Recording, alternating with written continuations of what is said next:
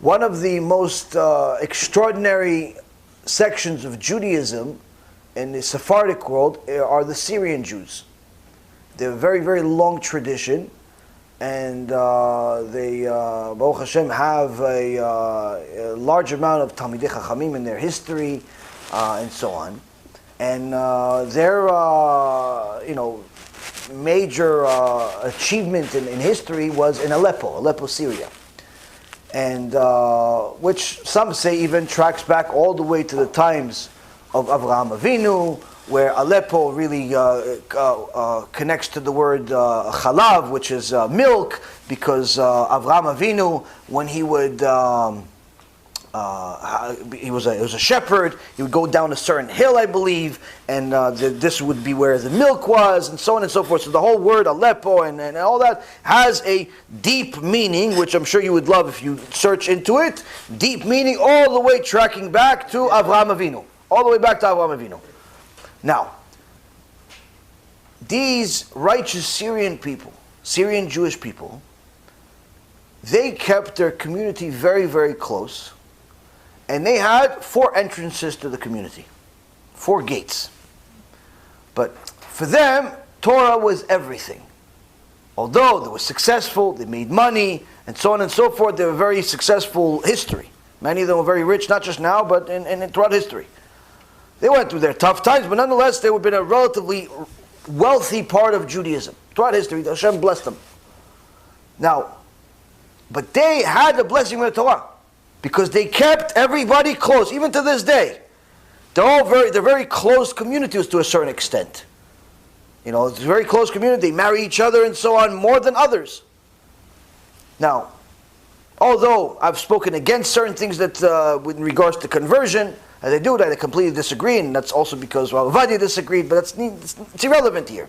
Their tradition is unchallenged. It's, Baruch Hashem, very healthy and good and throughout history. Now, one of the things they did, if you look at some of the history, you look at some of the things, is that they had these 4 gates. If you want to enter, you want to exit Aleppo, you have to go to one of these gates. But to remind you where you're going, to remind you where you're coming from, each one of the gates had an extraordinary thing that would instill Yirat Shamayim into you in a second. Now, I only remember 2 out of the 4 signs. So don't ask me what's the other 2. One gate had a nail, a fingernail in it. And anyone that saw that fingernail immediately became scared, and if he even thought about violating Shabbat, he never thought about it again. A fingernail. You know why? Because it was one of the fingernails of the Nephilim, the giants. The giants from the times of Noach, times of Parashat Bereshit. The giants, the Nephilim, they had one of those nails at the gate. You go there, oh, nail. 1,000 times the size of a regular person's. The nail. So a person feels strong, just lifted some weights, made $1 million. Now I'm going to do whatever I want. Oh, wow. That's just a nail, and Hashem destroyed all of them? Oh, okay, I'm keeping Shabbat, I'm going to go to the Shiur. Hey, there's no minyan. Okay, we'll go to minyan. All of a sudden you're scared to death. Why? This is just the nail of a bunch of people that Kadosh Baruch Hu destroyed just like that. Just like that. That was one. Another gate had a little jar. In that jar was sand, but it wasn't any type of sand. Sand and rocks. What kind of sand and rocks? From the river Shabbatyon. What river is this? This is a river that's mentioned in the Gemara and in Midrashim. That this is a special river that spits out rocks, meaning it's a river of sand, but it's unique. What's unique about it? It's violent throughout the whole week. Goes up, goes down. No, it's not a relaxed river. Aside from the fact that it's a river of sand, which is in itself amazing. What's even more amazing is that this river keeps Shabbat. On Shabbat, doesn't move.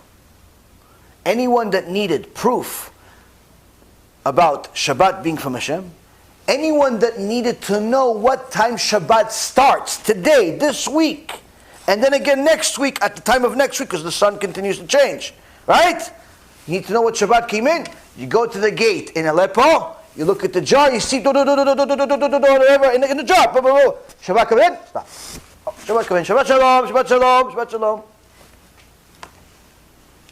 People that see things like that don't have a problem keeping mitzvot. Why? You see, HaKadosh Baruch Hu through his creation. So, this is why they were able to keep their tradition for so long, and Baruch Hashem, continue to. Now, the whole goal of what they would teach, the rabbis would teach their fellow Jews in the Syrian community, was Yirat Shamayim. They would teach them Musar, they would teach them to fear Hashem. Why? Because once you have that, we can build on that.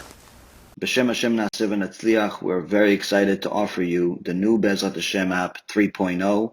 It's a newer, faster app, full of Torah, lots of Kedusha by the Shiurim that we do, myself, Rabbi Ephraim, Rav Chaim, where you'll have also newer features where you're able to use the app while you're using other applications on your phone. You'll be able to share the lectures directly from the app.